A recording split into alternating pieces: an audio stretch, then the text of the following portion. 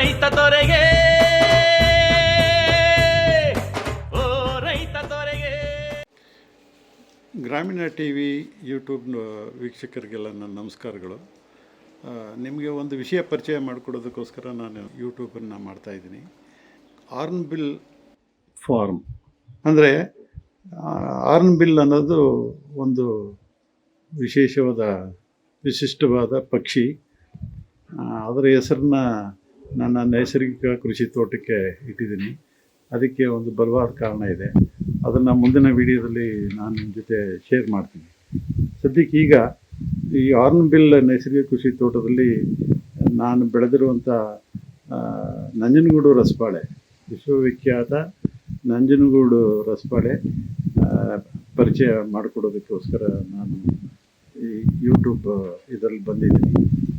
ವಿಶೇಷವಾಗಿ ನಾನು ಇದನ್ನು ಭಾಳ ಮುಖ್ಯ ಬೆಳೆಯಾಗೇನು ಬೆಳೀತಾ ಇಲ್ಲ.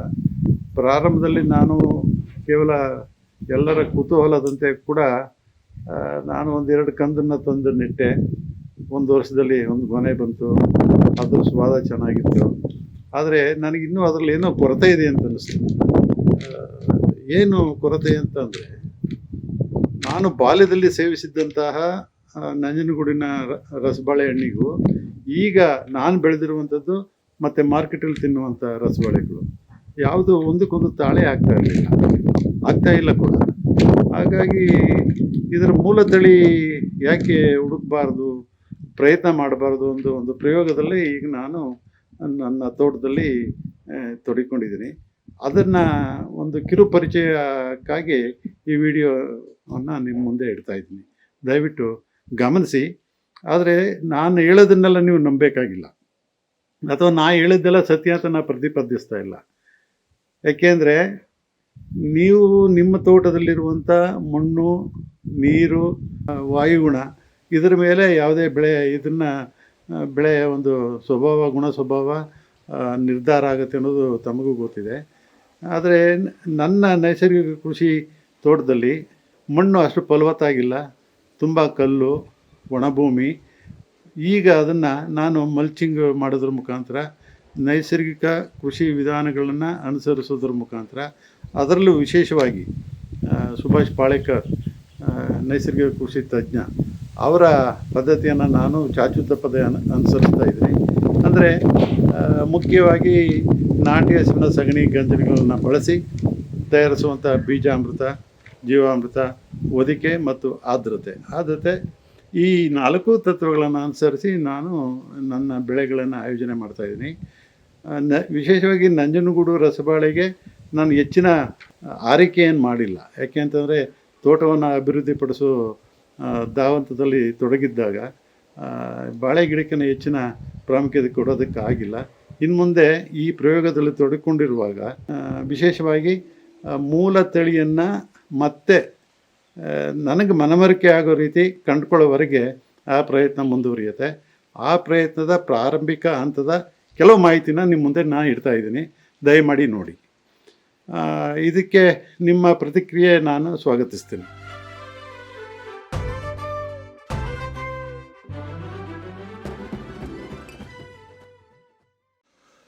ವೀಕ್ಷಕರಿಗೆಲ್ಲ ನಮಸ್ಕಾರ. ಇದು ಗ್ರಾಮೀಣ ಯೂಟ್ಯೂಬ್ ಚಾನಲ್ ಗೆ ದಾಖಲಾತಿಗಾಗಿ ಮಾಡಿರುವಂಥದ್ದು. ವಿಶೇಷವಾಗಿ ನಂಜನಗೂಡು ರಸಬಾಳೆಯನ್ನು ಎಲ್ಲ ಕಡೆ ಬೆಳೆಯೋದಕ್ಕಾಗಲ್ಲ ಅನ್ನೋ ಒಂದು ಕಲ್ಪನೆ ಇದೆ. ಆದರೆ ಅದು ಸುಳ್ಳು. ಬಹುತೇಕ ಮೈಸೂರು ಜಿಲ್ಲೆಯ ಎಲ್ಲ ಭಾಗಗಳಲ್ಲಿ ಈಗ ನಂಜನಗೂಡು ರಸಬಾಳೆಯನ್ನು ಎಲ್ಲ ಬೆಳೀತಾ ಇದ್ದಾರೆ. ಇದು ಆರ್ನ್ಬಿಲ್ ತೋಟದಲ್ಲಿ, ನೈಸರ್ಗಿಕ ಕೃಷಿ ತೋಟದಲ್ಲಿ ಬೆಳೆದಿರುವಂಥ ನಂಜನಗೂಡು ರಸಬಾಳೆಯ ಒಂದು ಚಿತ್ರಣ. ಪ್ರಾರಂಭದಲ್ಲಿ ನಾನು ಆರ್ನ್ಬಿಲ್ ನೈಸರ್ಗಿಕ ಕೃಷಿ ಫಾರಮ್ಮಲ್ಲಿ ನಂಜನಗೂಡು ರಸಬಾಳೆಯನ್ನು ಪ್ರಮುಖವಾಗಿ ಬೆಳಿಬೇಕು ಅಂತ ಏನು ಆಲೋಚನೆ ಮಾಡಿರಲಿಲ್ಲ. ಒಟ್ಟಾರೆಯಾಗಿ ತೋಟದ ಬೆಳೆಯಾಗಿ ಇದು ಒಂದು ಭಾಗವಾಗಿ ಬೆಳೆದೆ. ಇದಕ್ಕೆ ನಾನು ವಿಶೇಷ ಮುತುವರ್ಜಿ ಅಂತ ಏನು ವಹಿಸಲಿಲ್ಲ. ದಂಟನ್ನು ನೆಟ್ಟಿದ ನಂತರ ಒಂದು ಸಾರಿ ಗೊಬ್ಬರ ಮಾತ್ರ ಕೊಟ್ಟೆ. ಆದರೆ ನನ್ನ ತೋಟ ಭೂಮಿಯಲ್ಲಿ ನೀರಿನ ಕೊರತೆ ಭಾಳಷ್ಟಿದೆ. 1.5 HP ಇದರಲ್ಲಿ ನೀರಿನಲ್ಲಿ ನಾನು ಇಡೀ ತೋಟವನ್ನು 2.5 ಎಕರೆ ತೋಟವನ್ನು ಮೇಂಟೈನ್ ಮಾಡಬೇಕಾದ ಪರಿಸ್ಥಿತಿ ಇದೆ. ಹಾಗಾಗಿ ಡಿಪ್ ಇರಿಗೇಷನಲ್ಲಿ ನಂಜನಗೂಡು ರಸಬಾಳೆಯನ್ನು ಮೂಲತಃ ನಂಜನಗೂಡು ತಾಲೂಕಿನ ದೇವರಸನಹಳ್ಳಿಯ ರಾಜಣ್ಣ ಅವರ ತೋಟದಿಂದ ಮೂಲ ತಳಿಯಿಂದ ತಂದು ನಾನು ಗೆಡ್ಡೆಯನ್ನು ನೆಟ್ಟಿದ್ದು. ಈಗಾಗಲೇ ಹೆಚ್ಚು ಕಮ್ಮಿ ಇದನ್ನು ನೆಟ್ಟು 1 ವರ್ಷ 1.25 ವರ್ಷ ಆಗಿದೆ. ನಾನು ಗೊಬ್ಬರ ಮತ್ತು ನೀರನ್ನು ಕೊಟ್ಟ ನಂತರ ಇದು ಬೆಳೆ ಭಾಳ ಚೆನ್ನಾಗಿ ಬಂದಿದೆ. ಯಾವುದೇ ರೋಗ ಇಲ್ಲಿವರೆಗೆ ನಾನು ಇದಕ್ಕೆ ಕಂಡಿಲ್ಲ.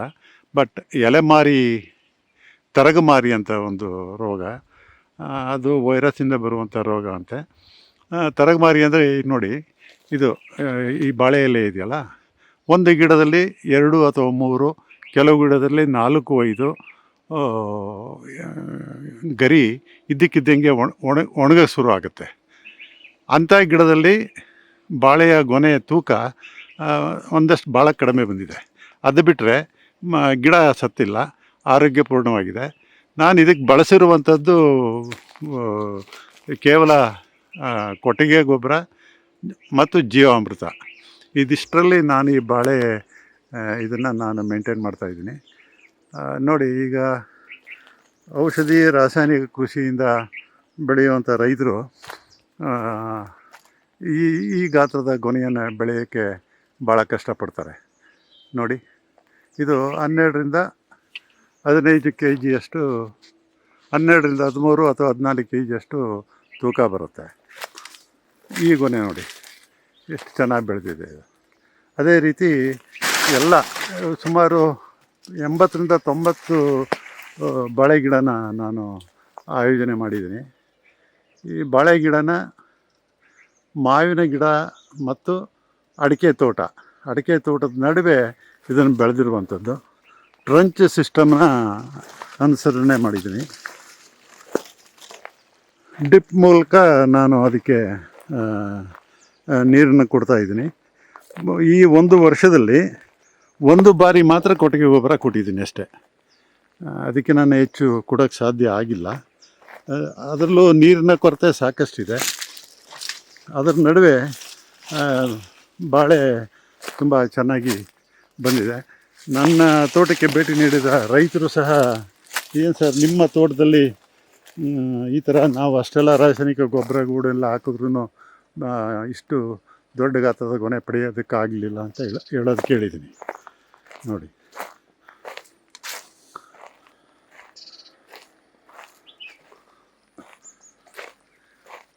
ನೋಡಿ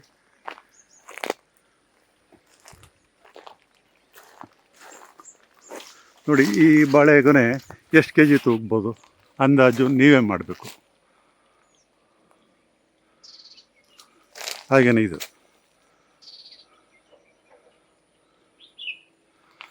ಆಮೇಲೆ ವಿಶೇಷ ಅಂದರೆ ನಾನು ಮೂಲ ತಳಿಯನ್ನು ಇನ್ನೂ ಹುಡುಕೋ ಪ್ರಯತ್ನದಲ್ಲಿ ಇದ್ದೀನಿ. ಮೂಲ ತಳಿ ಅಂದರೆ ನಾನು ಬಾಲ್ಯದಲ್ಲಿದ್ದಾಗ ನಂಜನಗೂಡು ರಸಬಾಳೆಯನ್ನು ತಿಂದಿದ್ದು ನೆನಪಿದೆ.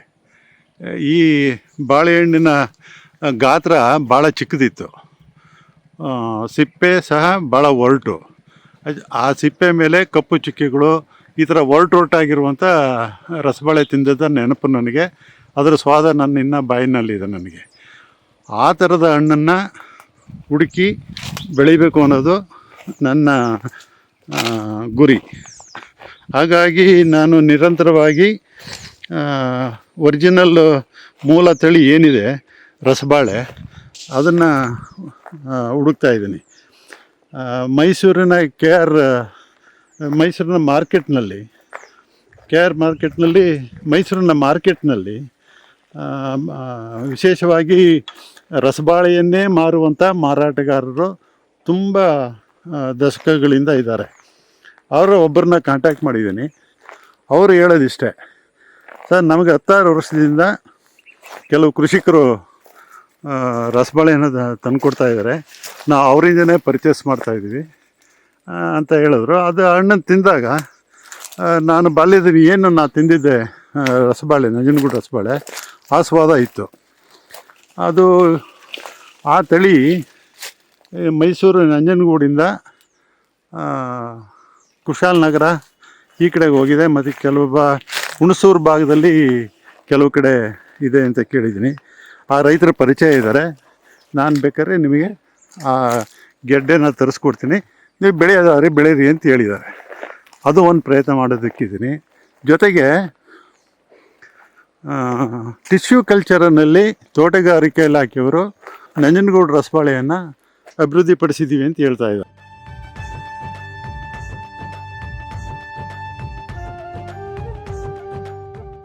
ಓ ರೈತ ದೊರೆಗೆ